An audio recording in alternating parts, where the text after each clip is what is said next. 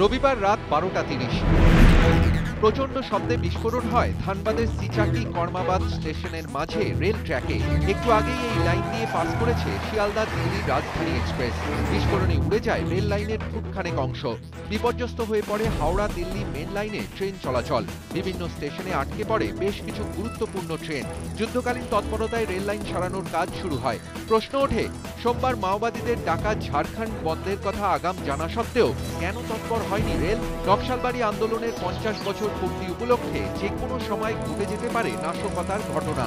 গত বৃহস্পতিবার এই নিয়ে পূর্ব, দক্ষিণ পূর্ব ও পূর্ব মধ্য রেলওয়েকে সতর্ক করে কেন্দ্রীয় গোয়েন্দা সংস্থা। প্রয়োজনীয় ব্যবস্থা নিতে বৈঠক করেন 3 ডিভিশনের জিএমরা। তবু আটকানো যায়নি দুর্ঘটনা। নিরাপত্তা ব্যবস্থা জোরদার করতে তৎপর হয় রেল। এক্সট্রিমিস্ট প্রোন এরিয়াগুলোতে আমরা রাতের দিকে মেল এক্সপ্রেসগুলোর স্পিড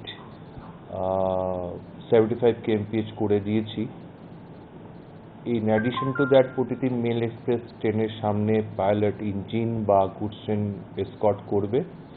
এছাড়া আমাদের যে সিকিউরিটি ফোর্স আছে, having inputs with state authority, তারাও অ্যাক্টিভ আছে। তারা যে কোনো ইমার্জেন্সি সিচুয়েশনে ফেস করার জন্য বা যাওয়ার জন্য তাদের প্রস্তুত রাখা হচ্ছে। পরে আমরা স্টেট অথরিটি থেকে সঙ্গে কথা বলে এর ফার্দার ডিসিশন নেব। যে সমস্ত এলাকায় মাওবাদীদের প্রভাব আছে সেখানকার রেল লাইনের নিরাপত্তা বাড়ানোয় বিশেষ জোর দিচ্ছে রেল। ঝাড়খণ্ডের 981 কিলোমিটার রেল লাইন, পশ্চিমবঙ্গের 991 কিলোমিটার রেল লাইন, খড়গপুর টাটানগরের 134 কিলোমিটার ট্র্যাক, খড়গপুর পুরুলিয়ার 322 কিলোমিটার ট্র্যাক। এই লাইনে নজরদারি বাড়াতে উদ্যোগ, যোগাযোগ রাখা হচ্ছে রাজ্যের সঙ্গেও। 7 বছর আগে এই মে মাসেই পশ্চিম মেদিনীপুরের সরদিহার কাছে মাওবাদী হানায় দুর্ঘটনার কবলে পড়ে হাওড়া মুম্বাই আপ জ্ঞানেশ্বরী এক্সপ্রেস।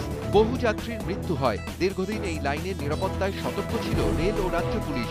বর্তমানে রাজ্যে মাওবাদীরা সক্রিয় না হলেও ঝাড়খণ্ড নিয়ে চিন্তা বাড়ছে রেলের। Bureau report, ETV news Bangla.